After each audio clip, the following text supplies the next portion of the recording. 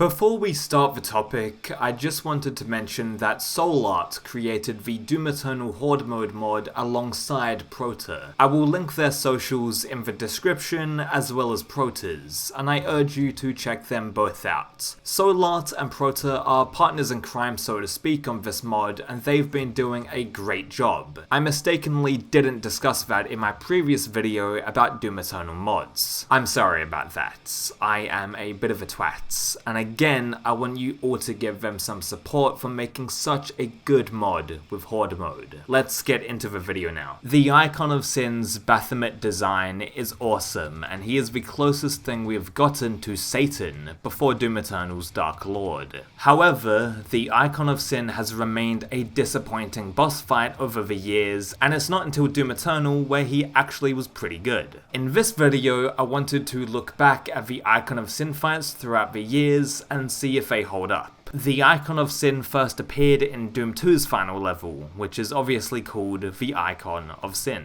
The starting room that the player sees looks really nice and gears you up for the final battle. However, the Icon of Sin isn't a monster like the Cyber Demon or Spider Mastermind, and instead he is just plastered on a wall.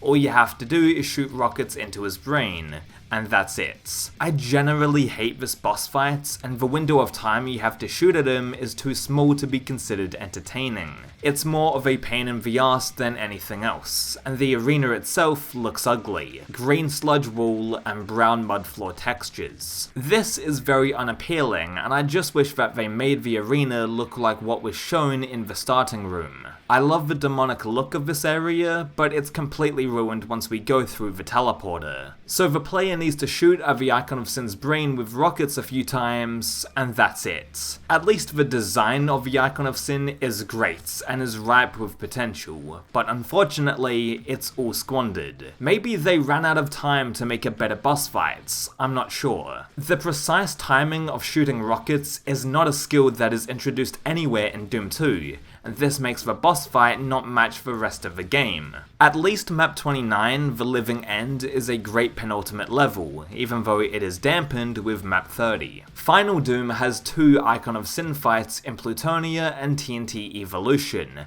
and both are way better than Doom 2's boss. The strategy to beat the Icon of Sin is the same, as you just need to shoot rockets into his brain again, but the design of the levels themselves are drastically improved. Tnt Evolution is a flawed megawad, but at least it makes up for it a little with a decent Icon of Sin map. Tnt Map 30 starts out with a platforming section, where players have to memorize the torches in the beginning area to get to the other side. This is a pretty inventive set piece, and if you don't want to remember the placement of the torches, you can always look it up online, or most source ports anyway feature an auto map where it shows which platforms to hop on. Next is a huge room with revenants and arachnotrons up on ledges that you need to take care of. This is manageable stuff, but at least TNT is making the effort to build up to the Icon of Sin fights. In this map, the Cyber Demon makes an appearance, and he is fairly easy to kill.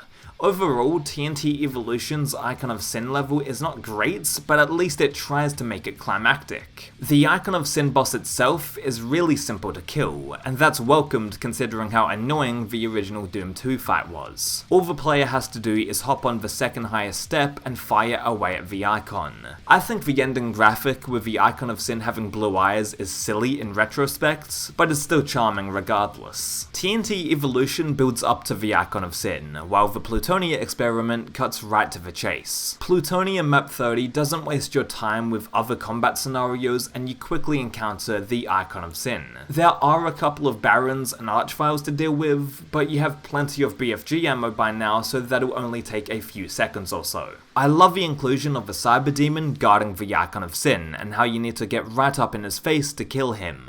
Of course you can stand back and kill the Cyber Demon with plasma or something, but other demons are spawning in from the icon, so it's best to just BFG the Cyber Demon as fast as possible. The timing required to shoot the rockets into the icon is much more streamlined, and this makes Plutonia Map 30 a rather competent Icon of Sin level, as well as TNT's last level. While I would rather the Icon of Sin take physical form and fight the player one-on-one, at least Plutonia and TNT's Map 30s are decent. It was only really Doom 2 that fucked up its icon of sin map, but luckily Doom Eternal updates the icon for the modern age. The last level in Doom Eternal, Final Sin, is fantastic and puts all of your previous knowledge to the test. Final Sin feels like the last exam to pass before you can get your figurative black belts. Every arena before the Icon of Sin is awesome, and I love seeing him destroy buildings like a Japanese giant monster. The Icon of Sin boss itself is good, but I don't think it's mind-blowing at all.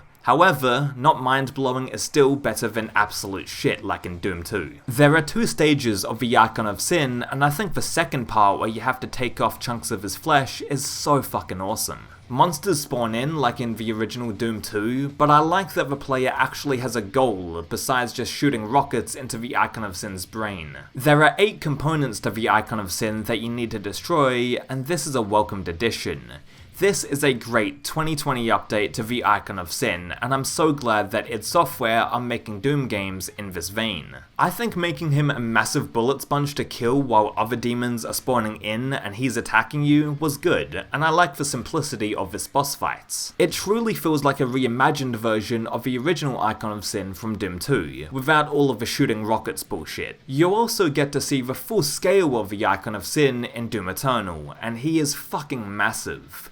I love how he tries to crush you with his fist, and you really get a good sense of how huge this boss is. He dwarfs every other boss in the game, and this is what the Icon of Sin needed after being a disappointment for all of his years. Doom 2 really dropped the ball with this boss, and I'm even more annoyed about it because the Icon of Sin has such an interesting design to him. I love the concept of the Baphomets, and how the Icon of Sin is basically the ultimate representation of evil in the Doom universe. I don't even mind that the Icon of Sin is plastered on the wall, since it reminds me of how, I don't know, Emperor Palpatine is the biggest villain in the Star Wars galaxy, but he's just an old man at the end of the day. The whole don't judge a book by its cover thing is fine, although the boss fight itself is not enjoyable. It almost feels rushed in this sense, and the only interesting aspect about the fight is how Romero's head is stuck back there. I'm not going to go into a whole song and dance explaining Romero and the Icon of Sin because everyone knows about that story, and I just wish that the fight was more interesting.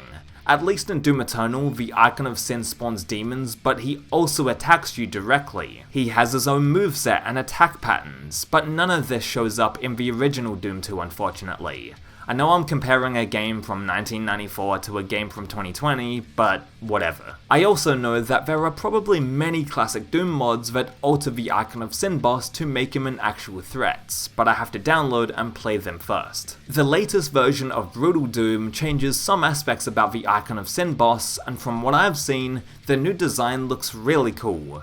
That being said, what do you think about the Icon of Sin fight and its surrounding maps? Tell me your thoughts in the comment section down below, and I also want to know what Icon of Sin level is your favourite out of Tnt Evolution, Plutonia, Doom 2, and Doom Eternal. Thank you for watching.